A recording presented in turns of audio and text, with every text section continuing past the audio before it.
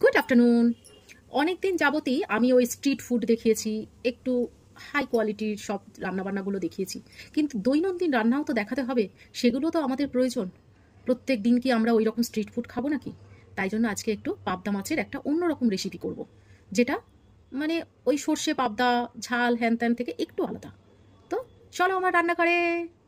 চলে এলাম রান্নাঘরে। তিনজনের জন্য তিনটে পাবদা মাছ ভেজেও নিয়েছি। ওই তেলের মধ্যেই আমি একটা শুকনো লঙ্কা ফোড়ন দেবো আর একটু কালো জিরে ফোড়ন দেবো। ফোড়নটা ভাজা ভাজা হয়ে গেছে, এর মধ্যে আমি ওই মাঝারি সাইজের দুটো পেঁয়াজ দিয়ে দেবো। পেঁয়াজটা একটু ভেজে নেবো ভালো করে। পেঁয়াজটা এখানে ভাজা ভাজা হচ্ছে, এর মধ্যে আমি একটা মশলা বেটে নেবো, পেস্ট করে নেবো। আছে অর্ধেক বড় সাইজের তো টমেটোটা, ওই জন্য অর্ধেক নিয়েছি। রসুন নিয়েছি কিছু, আর আদা নিয়েছি। এর মধ্যে দিয়ে দেবো অল্প একটু সর্ষে, বেশি নয়, অল্প একটুখানি। আমরা ঝাল খেতে ভালোবাসি, তাই জন্য 5টা শুকনো লঙ্কা নিলাম, আর নেব একটু পোস্ত। ব্যাস, এইটাই হচ্ছে আজকের মশলা। পেঁয়াজটা মোটামুটি ভাজা হয়ে গেছে, আর ভাজবো না, বেশি ভাজলে না পেঁয়াজ তেতো হয়ে যায়। এর মধ্যে অল্প একটুখানি ব্যালেন্সের জন্য আমি চিনি দিলাম।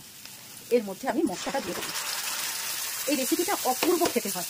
একবার যদি আমার কথা মতো এই রেসিপিটা কোনোদিন পাবদা মাছ, শুধু পাবদা মাছ নয়, এটা পার্শে মাছ বা বাটা মাছ, এই দিয়েও খুব ভালো লাগে।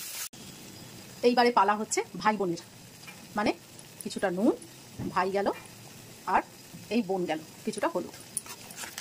ভার এটা একটু কষে নেবো। মশলা থেকে তেল ছেড়ে দিয়েছে, এইবারে আমি এমন পরিমাণ জল দেবো, সে জলটা যেন বেশিও না হয় আবার কমও না হয়। কেননা পাবদা মাছ আমার মারা বলতো যে প্রচণ্ড শুকনো আর নরম মাছ। ঝোলটা ভালো মতো ফুটে উঠেছে, এইবারে আমি মাছগুলো দিয়ে দেবো।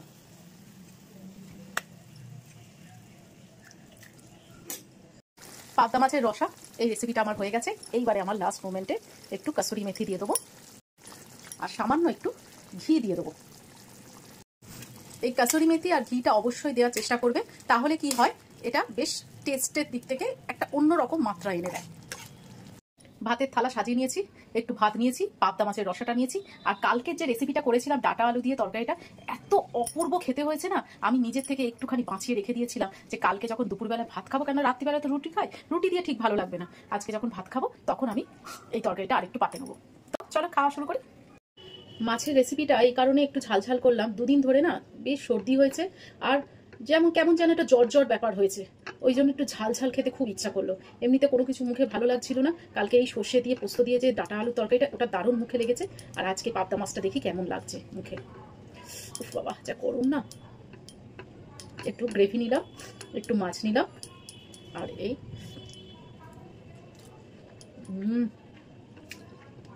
অপূর্ব হয়েছে, অপূর্ব।